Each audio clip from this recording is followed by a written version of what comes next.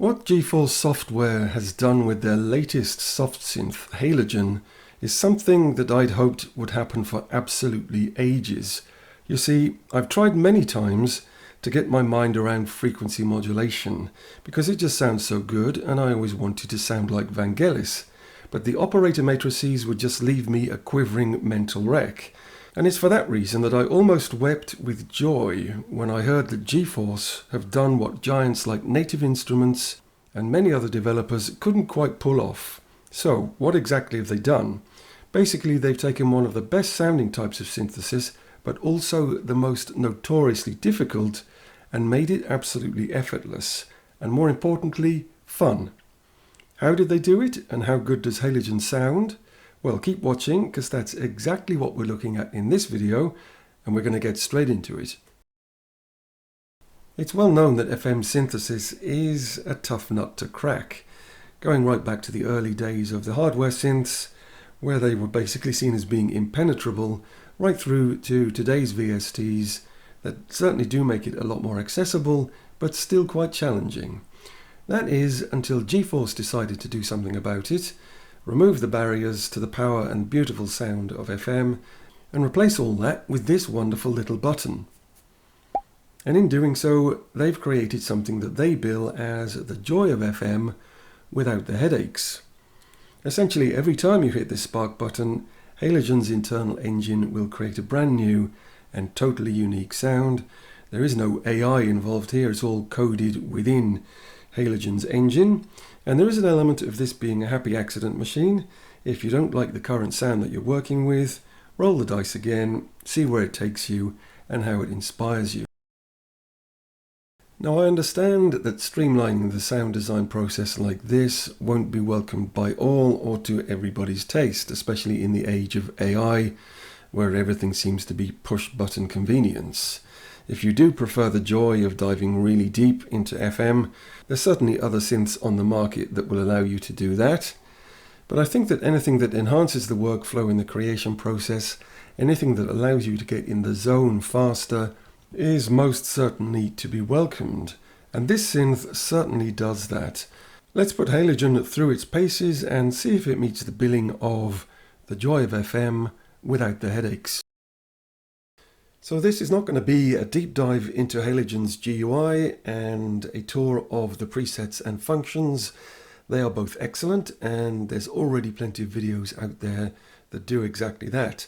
With this video I have two goals. The first goal is to see how easy Halogen is to use and see if it really does remove the FM headache. And the second goal is to see how good Halogen actually sounds. Let's dive straight in. So looking at the GUI, there is not just one spark button. This is the global spark button at the top here, and as you can see, whenever you hit that, all the parameters change. But you also have spark buttons for each operator, here, and down the bottom you have spark buttons for the timbre, the envelope for operator 1 and the envelope for operator 2. And if we click this plus here, we get to see the modulation parameters and the reverb parameters, and you can randomize them similarly with these spark buttons. So on the left here we have operator 1 in green, and on the right the controls for operator 2 in pink. And here in the middle we have a nice little visualization in the form of a rose, combining both the pink and the green.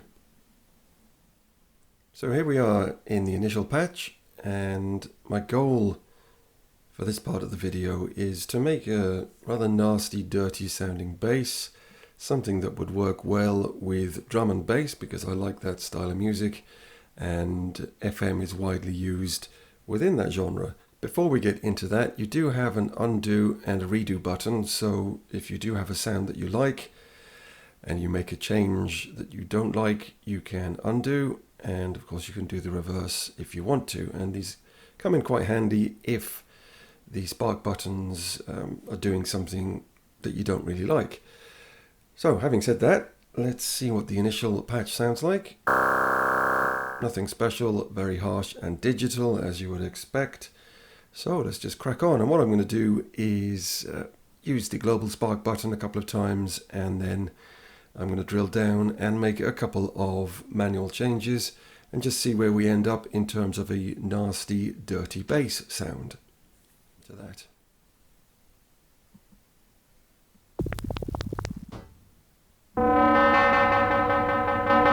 That's already an interesting sound. Not quite what I'm after though, so let's keep going.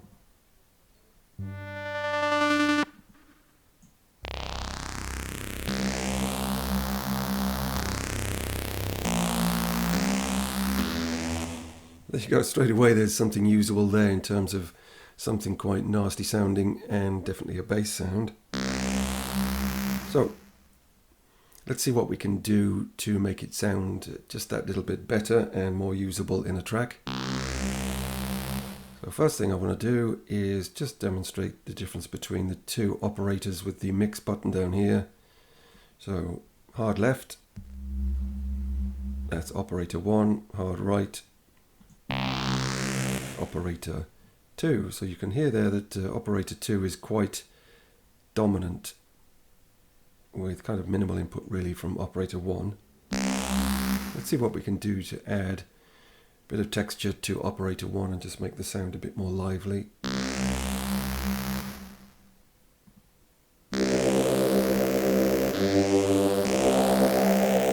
Yeah, not bad. Let's add some distortion.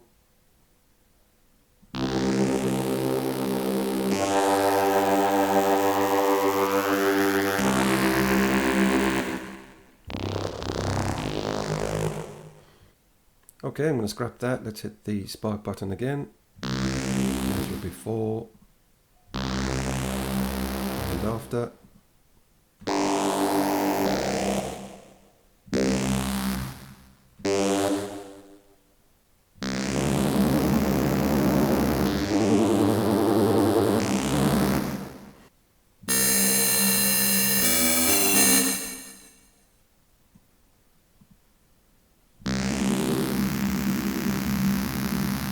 That sounds quite nice. How's that sound on its own? Yeah, a nice bit of wobble being added to operator 2.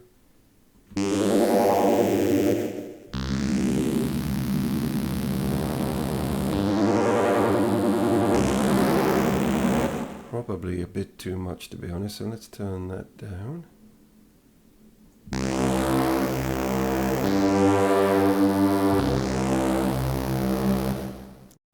Let's see what we can do with some of the controls down the bottom here.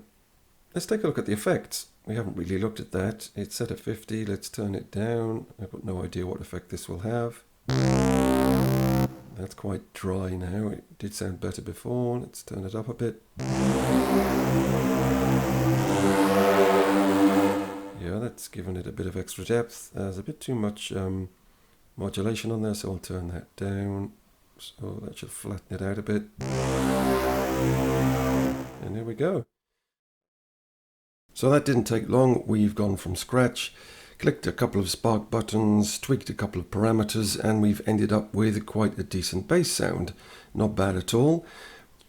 What I'd like to do now is take it to the other end of the spectrum. We've seen that Halogen can handle bass. FM synthesis is also pretty famous for beautiful glassy pads. So we will work with a preset, and the intention of that is just to see how easy it is to use a synth that is specifically designed to remove the well-known barriers to FM synthesis, and just see if it really is that easy to use and work with to create something that sounds really lush and beautiful. So let's get straight into that now. So let's pick a pad to work with, and I want to go with something quite airy and angelic. Let's select pads, and let's go with Atmos Choir, because choirs always hit the sweet spot. So let's close the browser and see how it sounds.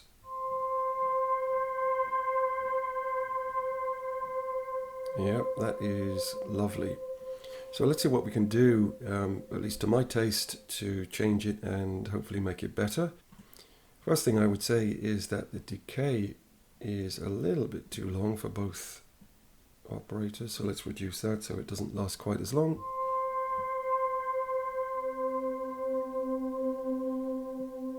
A little bit more. And I want to increase the attack as well, make it come in a bit slower.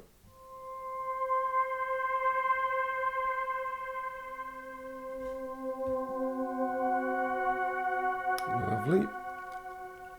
Already sounding quite haunting. Let's see if we can make it sound a bit brighter. Operator 1.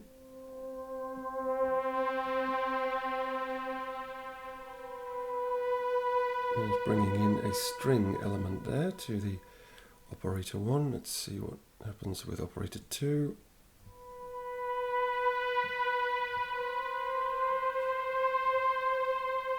Yeah, that's sounding really nice. So what I'm going to do now is add a bit of modulation here. Should bring in a bit of movement.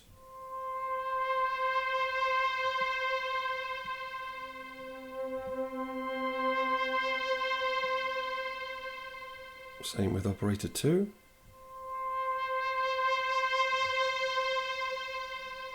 Just reduce the rate a little there so it's not quite as fast.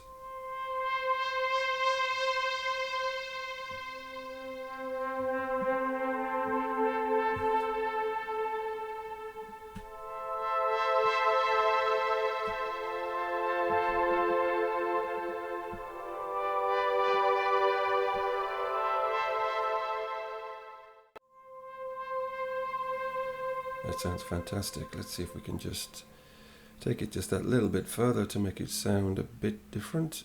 Add a slight touch of distortion.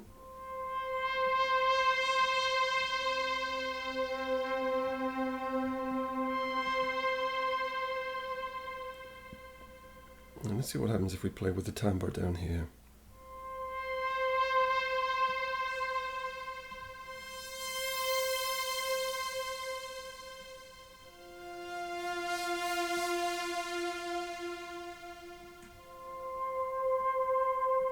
Yeah, sounds nicer with a bit of brightness added there. And what about the effects? What does that look like? It's quite a large reverb, quite a... The mix is set to about, is that 75%, something like that? Let's turn it up a little. Let's have a bit of modulation.